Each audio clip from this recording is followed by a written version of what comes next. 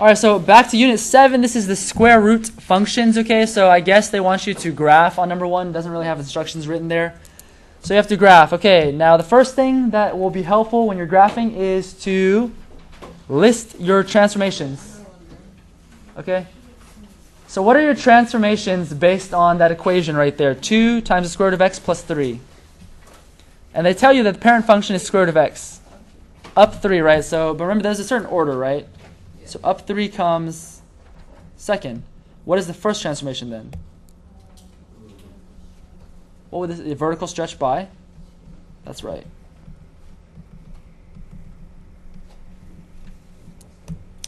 Vertical stretch by 2. Okay, now what you want to do next is find out your parent function points, right? So if I plugged in 0, this is for the parent function.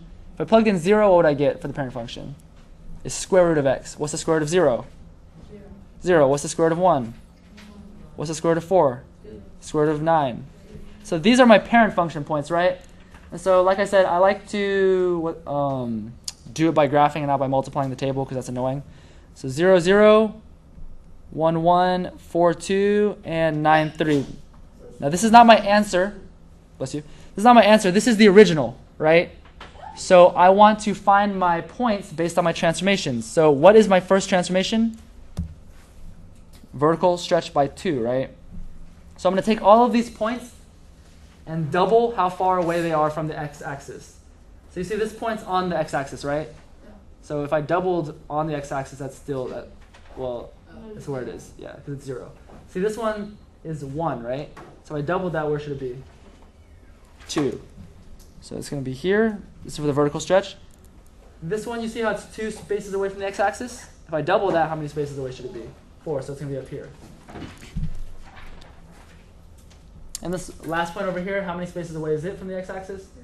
So if I doubled it, because it's vertical stretch by 2, it should be how many? 3 up from there, yeah. Which is 6 total. Okay? Is that my answer? Is that what it looks like? No, yeah, you have to do the up. You got to do the up 3, that's right. So now we're going to take all of these red points and move them up 3. Because the first transformation is the red, that's the vertical stretch. Now we're going to do up 3, so literally just slide all the points up by 3.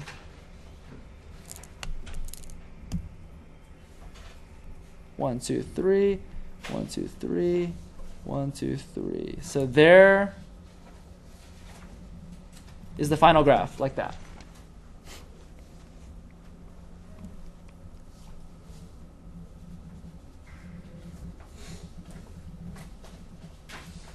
All right, so now we have to list all these attributes. So what is the domain? Looking at this graph, what is the domain in interval notation? What is the furthest left that this graph goes? 0, okay? And what is the furthest right that it goes? Infinity. So what should my symbols around the 0 and the infinity be? Parentheses and then bracket. Bracket and then a parentheses, right. Bracket means I'm actually touching the point, right? I'm on the 0. Parentheses means I'm never going to touch the point. Infinity is something you can never actually touch. Okay, so then what is my range then? What's the lowest y value here? 3. 3 to infinity, that's right. And what should my symbols be? That's right, good. Okay, so now set builder notation. Does anybody remember what this looks like? Isn't that Squiggly bracket, right? And then? X. X. The little line, right? 0. 0. Greater than, I mean, yeah, greater than. It's not greater than. I mean, less than. Yeah, less than. X. Less than. It's like greater than. Yeah, it's greater than or equal to.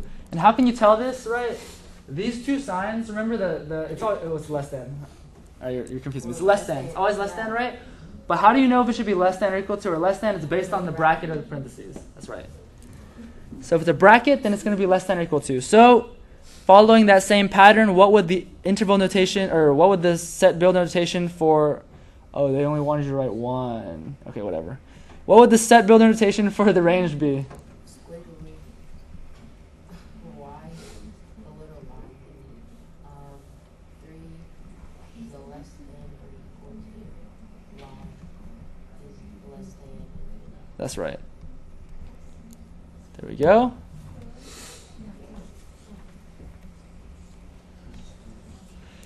Okay, and what is the x-intercept? Looking at the graph, what is the x-intercept? What does x-intercept mean? 0. Whenever it hits the 0. Whenever it hits the... So there is none? There's none, right. This one does not actually touch the x-axis. Okay. And what is the y-intercept then? 3. What? 3. Is that how you write a y-intercept though? 0. Yeah, 0.03. That's where it touches the y-axis at 0.3. And that's number 1.